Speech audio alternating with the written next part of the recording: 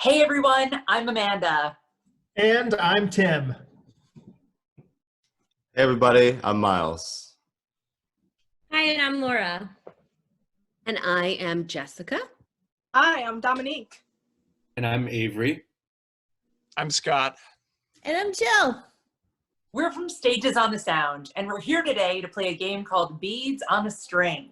Actors play games all the time. Sometimes they're silly, sometimes they're serious.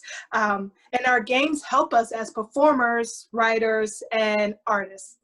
Now, this game helps us to tell a story collaboratively.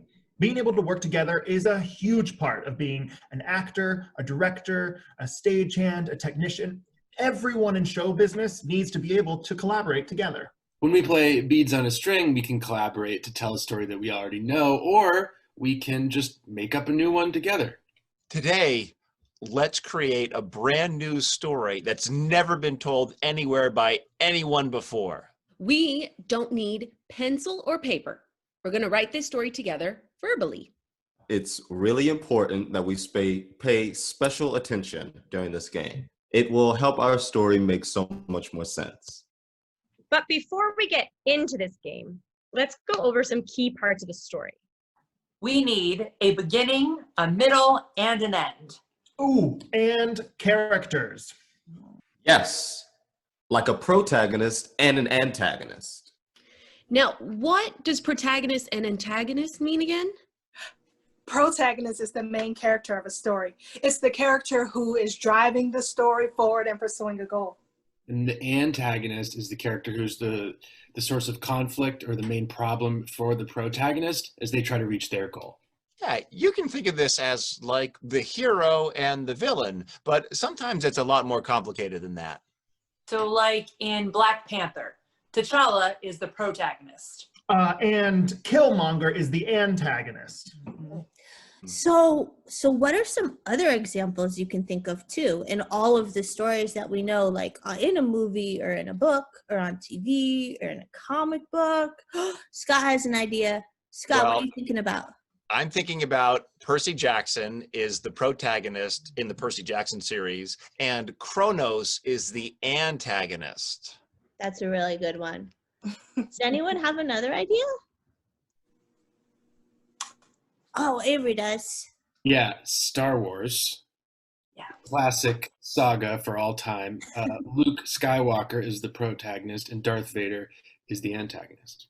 So every story has a protagonist and an antagonist. Awesome. That's good.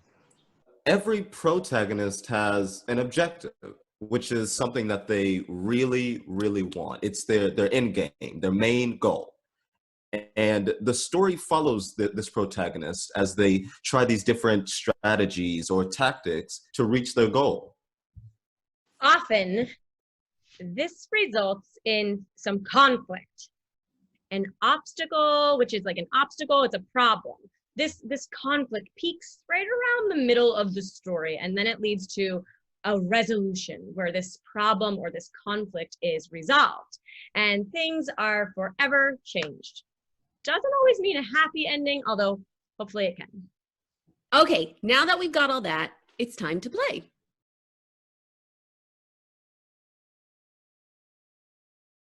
This game is called Beads on a String because each one of us will contribute a bead, or beads, plural, to the story. And a bead is just one sentence of the story. It is important to listen hard to the beads before you so that your bead makes sense. Since there's 8 of us, we'll each have a few turns to finish the story. But if we had a bigger group, let's say a whole class, everybody might get just one turn. Mm-hmm. And very important, we need to remember that we have a beginning, a middle, and an end. And a protagonist. And we need an antagonist. A conflict. And a resolution. And it's really important to remember your bead because you're going to have to say it more than once. Your bead is like a line that you have to memorize. Okay, let's play. Who has the first bead? Raise your hand. Oh. Okay. Once upon a time, there lived a very special porcupine. What happens next? So this special porcupine goes on a journey to find some delicious food. Then what happens? The porcupine encounters a mean raccoon. The mean raccoon's name was Meanie.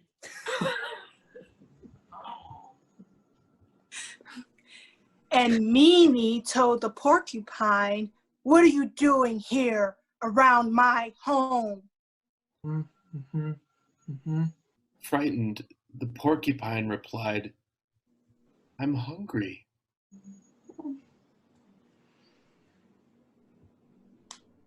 Behind Meanie's house was an entire field full of corn growing. So the porcupine saw the corn and started salivating. He wanted to eat it so badly. Okay, this is great. I'm on the edge of my seat. So we all see how we started with the porcupine, who we knew exactly what he wanted, right? He wanted to find food. And then pretty quickly, we were introduced to our antagonist, Meanie, the raccoon. What's great about that is that we know that a raccoon and a porcupine can exist in the same space, right?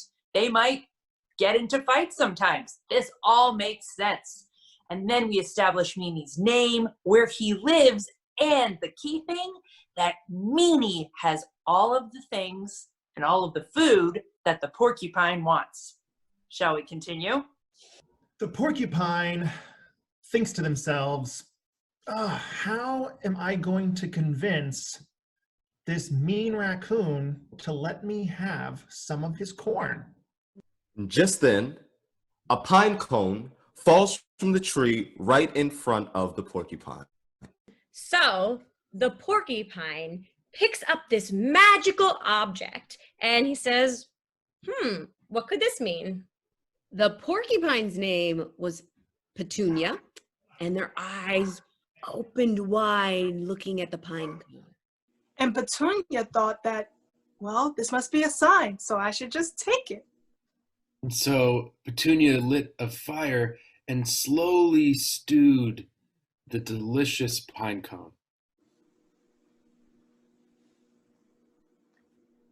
Meanie, smelling the pine cone, thought, you know what goes really well with roasted pine cone? Corn. Oh. And so Meanie got some corn, brought it over to Petunia, and they shared a meal together and some stories, and they became friends. The end. Oh, well done, friends. That was so good. Oh, honestly, truly, I want some stewed pine cone and corn on the side with Meanie and Petunia. Let's try it one more time. And this time, if I can ask my actors, let's really physicalize our storytelling. Let's use our voices and have some character voices. Let's use our faces and really exaggerate our facial expressions and our bodies to act out each beat of the story. Sound good? Okay, I'm going to get us started again. Once upon a time, there was a very special porcupine. And this very special porcupine went on a journey to find food. So this porcupine encountered a mean raccoon. The raccoon's name was Meanie. And Meanie said, "What are you doing around my home?" Frightened, the porcupine replied, "I'm just hungry." Behind Meanie's house, there was an enormous field that was full of ripe ears of corn. And the porcupine looked at the corn and began to salivate. Oh, I'm so hungry. I want some corn, please, corn. So the porcupine thought to himself, oh no, how am I ever going to get that mean raccoon to share some food with me? And just then, a pine cone falls from the tree right in front of the porcupine.